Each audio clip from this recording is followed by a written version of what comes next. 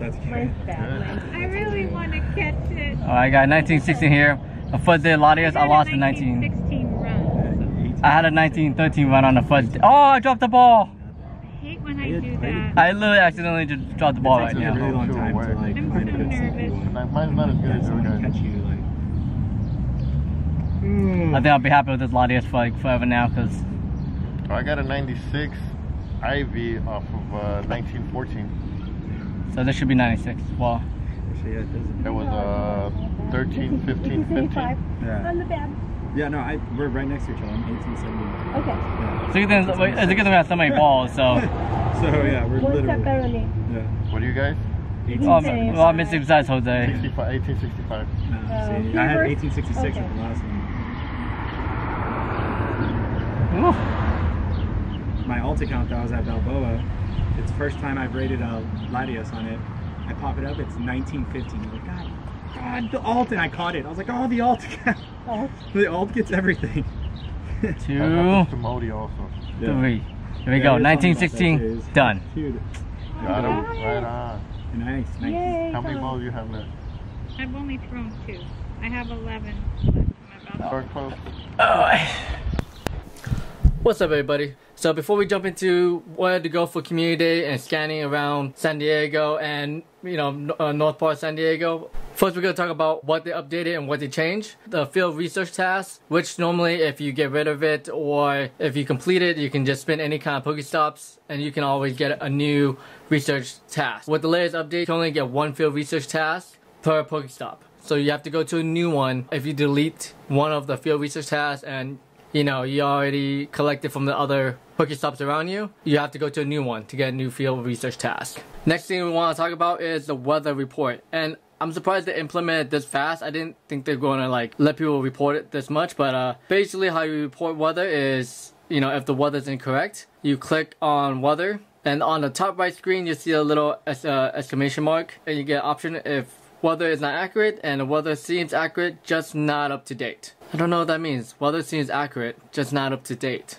We can find out later, but let's try this right here. Send it. Okay, I sent it 1 time, and that's it. They won't let me report the weather again. A lot of people are expecting Niantic to like change the weather right away, but remember, the weather changes every top of the hour, and it varies from section to section of wherever you live in. So like, say this part of San Diego may be like cloudy or like rainy, but like if I go north, south, east, or west, it could change. I'm not sure about the distance. In any case, at least Niantic is taking a step to hear from the community if the system is working properly or not. This is a great thing because the next step is obviously going to be reporting Pokestops and gyms. So the same kind of options that we have for that English players have, I believe we're soon going to get it. Because if we're able to report weather, it's only a matter of time until Niantic implements the ability to report a location to be probably a Pokestop or a gym. So something to look forward to. I've been looking forward to this. I'm sure a lot of you have been looking forward to this for a little while now. Is the mass candy transfer. Because we all got a lot of rare candies and transferring them one by one is pretty annoying. Yeah, so you can mass transfer some candies to Worlds because bag space. Alright, need to clip some backspace for Community Day. On the notion of backspace, let's jump into that. So I know everyone's really excited about upgrading the bags to 2,000 items to carry, and of course it'd be a lot easier for preparation for Community Day, and I was about to suggest that you should hold off on it because they might have a bag discount for Community Day. But as I was filming this video, Silpho tweeted out the Community Day boxes, so let's check it out real fast. For the Community Day box, you got 2 Super Incubators, 6 Lucky Eggs, 6 Star Piece, and 30 Ultra Balls. That's a lot of Ultra Balls. I wonder if they're gonna like be a little stingy now with Ultra Balls when it comes out. But for the Great Box, it seems to have 8 Incense, 6 Incubators, 8 Lucky Eggs, 30 Ultra Balls for $7.80. Not bad, not bad. And for the Ultra Box, it's 10 Super Incubators, 22 Lucky Eggs. Wow, that's a lot. 10 Premium Raid Pass, and 30 Ultra Balls. So I'm a little disappointed. I wish they would have given out at least some kind of bag discounts, but I guess they're gonna make some money from there. So with Community Day coming up tomorrow, just want to talk about Blast Burn real fast. It is gonna be Charizard's strongest moveset, and it's right here. It's really cool, the animation. and is pretty much it came across from a Japanese YouTuber. I forgot his name, but you know, here's the animation here. It looks really cool, and the DPS is 16.221 versus Overheat, which is 16.127. Not too big of a difference, but Entei and Moltres are still the strongest fire type. I really wish they bring up Charizard a little bit more, but you know, at least Charizard can do some good damage nonetheless, for, you know, comparison to like other Pokemon. Alright, so quick disclaimer before we start scanning. These maps are the spawn points from San Diego Hills. I just want to let you guys know that I cannot give this information out to the public. And lastly, since the maps went down after Dratini Day, these are the last known spawn points that San Diego Hills have gathered. So it's been 2 months now, and of course Niantic is always adding more spawn points, more and more. So it's not going to be too much of a difference 2 months out. But, you know, down the line, it's going to be, you know, less up to date. Keep that in mind. And let's jump into where to go for Community Day. Alright, so we're going to jump into all the locations that have been requested. And of course, I already did Balboa Park already.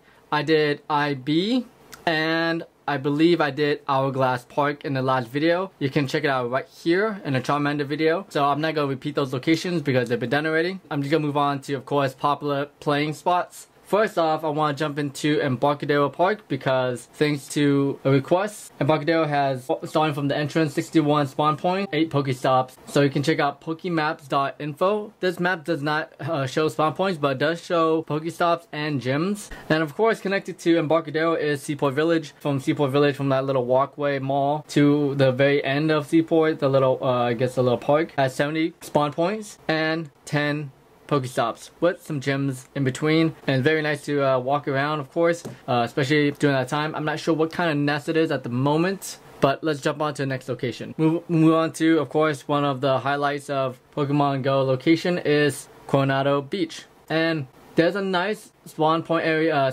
like evenly distributed on the beach side. So on the little corner right here, about 17 spawn points in one area at the tip of the bottom in front of the Dell. 10th and 9th Street, you have about 5 lure modules going off, and so in a close proximity you have about 18 to 20 spawn points. So you can walk around in a nice circle from there. However, I think the best part to play around Coronado for Thailand's Park, as you can see right here, there's a nice spawn cluster on the edge, and there's a nice walkway, and there's a good amount of Pokestops. You can see right here on the left side. There's a lot of spawn points in Mission Valley, although, you know, because there's lots of Pokestops around there.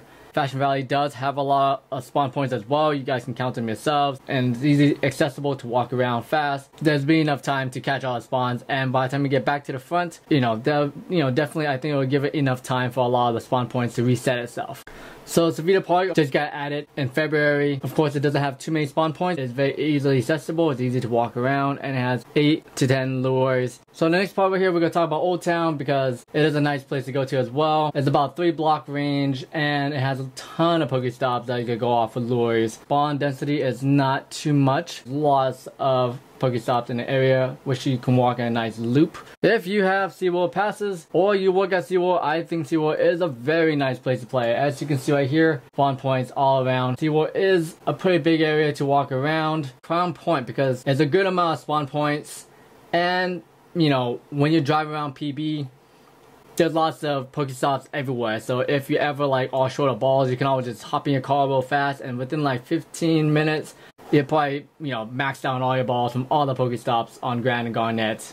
So no surprise that where you go play in La Jolla is at the Cove. And as you can see right here, there is a ton of spawn points. It's always been the best place to go play around there from the very beginning. That place will be jam-packed with a lot of dense Charmander spawns. Really nice area to walk around. It has a good amount of Pokestops in the area as well. This one's for you, Angie. The base station is alright. This small area, if you can make a loop walking, it's not too bad actually. Not too bad. Alright, this wraps up my pretty much all the requests that I got for scanning location. Move on to my top 5 best location I think is the best place to play. The first, Kimbo Park. It is a small enough area for you to park and walk around. It has a lot of dense spawn points in the area. And to top it all off, it has a Poochyena nest. You know, hopefully get you a shiny. So a double shiny as well. It's nice.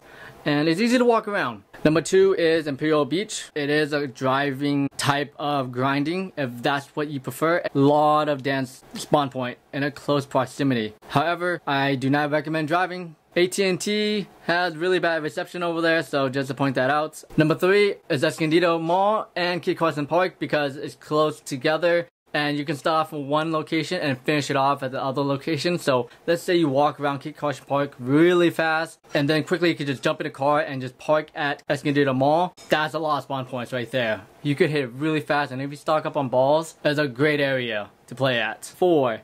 Hourglass Park. As you've seen from my last video right here, Hourglass Park is a very nice place to play because again, it's similar to Kimball Park where it's small enough with a dense enough amount of spawn points. Weakest point is that it has no Pokestops. So if you do go there, stock up on balls. And the last one, but certainly not least, I think Viejas Casino and the mall right there is a nice place as well because it's easy to walkable and yeah, has a nice spawn cluster as you see in the video. Right, so thank you so much for watching my video. I apologize that I couldn't hit on every single location. I tried my best. But there's just a lot of locations. If you have a request to check out a specific area you want me to scan, comment below. And please subscribe to my channel. Thanks a lot for watching. I'm sorry that I couldn't get to everything again. And I guess you guys want to know where I will be. So I'll be here in Little Italy. I won't be able to play for this community day. So good luck everybody. I hope everybody can get a high IV Charmander. Hope this video helps you guys. And good luck. I'll see you guys next time. Alright? Peace. So just before I upload, I got this message. Trainers, get ready for a surprise. The legendary Pokemon Ho-Oh will return to raid battles in Pokemon Go on May 19th. A powerful fire flying Pokemon. So here's the kicker. Comes in a shiny now. Plus if you are fortunate, you might be able to encounter a shiny Ho-Oh after you win the battle. You can challenge Ho-Oh until June 7th and seize opportunity to add the legendary Pokemon to your Pokedex. So gather your strongest. Okay, so another shiny legendary is coming. Very excited about that because I lost my perfect Ho-Oh and it's time for my revenge. So definitely I'll be raiding a lot. I'm tired. Gotta get up at 4 in the morning. Time to go sleep. Peace out. Good luck.